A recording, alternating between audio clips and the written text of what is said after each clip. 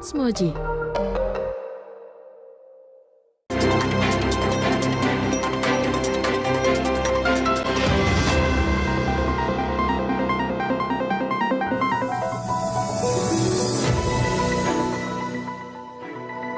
Selamat pagi Moji Badi, sudah siapkah Anda untuk mengawali hari pertama di minggu ini? Memasuki masa yang serba modern, semua kalangan pastinya tak ingin ketinggalan, termasuk para penipu yang kini melakukan modus penipuan via pesan WhatsApp.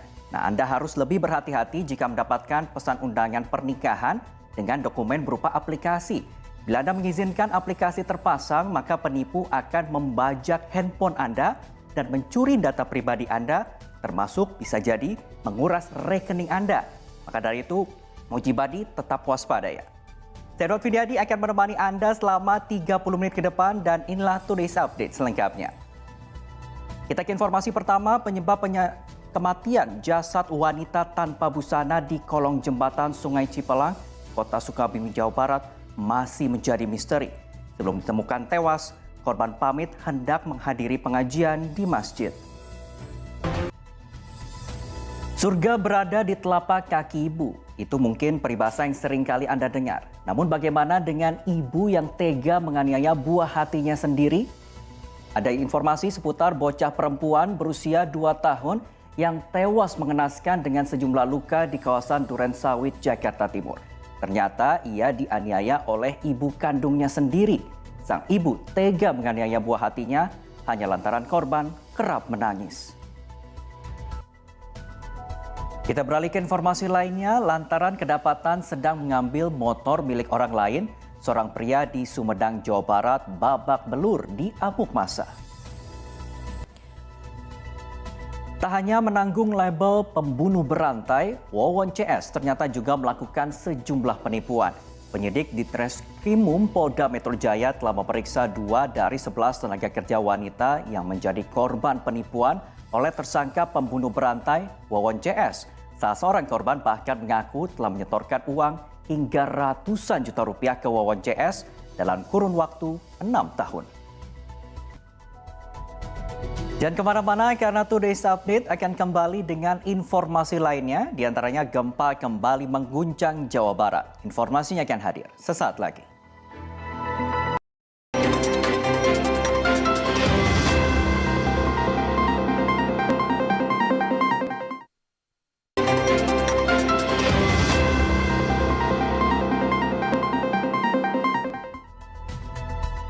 Terima kasih Anda masih bersama saya Dot Widiadi dalam Today's Update. Moji Badi, tak hanya cuaca buruk namun juga gempa bumi sering kali terjadi belakangan ini. Gempa terjadi pada tengah malam tanggal 28 Januari lalu di Jawa Barat. Gempa mengguncang Kabupaten Bandung sebanyak 6 kali. Kita ke informasi politik, Ketua Umum DPP Partai Gerindra Prabowo Subianto melanjutkan rangkaian silaturahmi politiknya dengan lingkar terdekat Presiden Joko Widodo. Usai bertemu dengan Gibran Rakabuming, kini giliran Bobi Nasution, menantu Jokowi yang juga wali kota Medan ditemuinya. 4 aparat Polri dan TNI terjatuh dari jembatan yang tiba-tiba terputus di Kabupaten Pegunungan Bintang, Provinsi Papua Pegunungan. Jumlah petugas yang sedang bertugas itu pun hilang terseret arus. Tak hanya berdampak terhadap bencana alam, cuaca buruk kini mempengaruhi musim panen. Cuaca buruk yang melanda Kabupaten Pangkep, Sulawesi Selatan membuat pasokan sayur di pasar terus menipis. Imbasnya beberapa harga sayuran naik hingga 100%. Selanjutnya kita beralih ke informasi mancanegara. Serbuan tentara Israel di tepi barat mengakibatkan 9 warga Palestina tewas.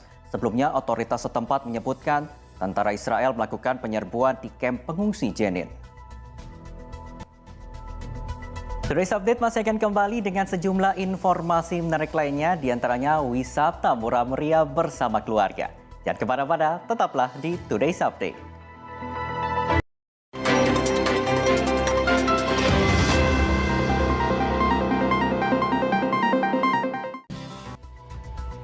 Selanjutnya, bagi Anda yang sedang berwisata di kawasan Pantura, Subang, Jawa Barat, ada kuliner ikan etong asap dengan cita rasa rempah yang kaya ini bisa menjadi pilihan Anda. Ini dia informasinya untuk Anda. Berikutnya kita ke informasi cuaca. BMKG memperkirakan cuaca pada pagi hingga siang hari di seluruh wilayah Jakarta dan Kepulauan Seribu akan turun hujan dengan intensitas ringan. Pada malam hari di seluruh wilayah Jakarta kembali cerah berawan. Sementara di wilayah penyangga Jakarta yaitu Bekasi, Depok, dan Kota Bogor diprediksi berawan sepanjang hari. Dan berikut perakiraan cuaca selengkapnya yang kami rangkum dari laman BMKG.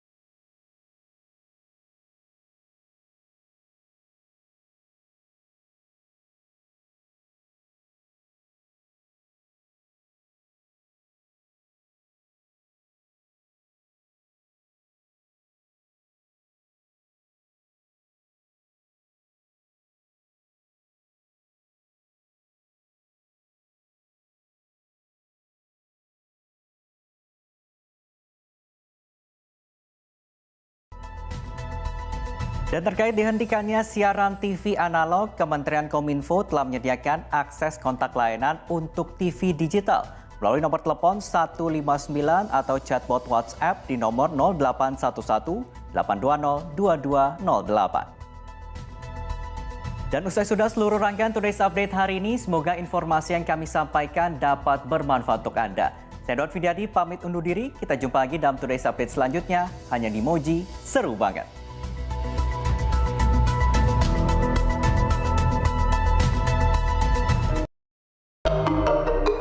It's Moji.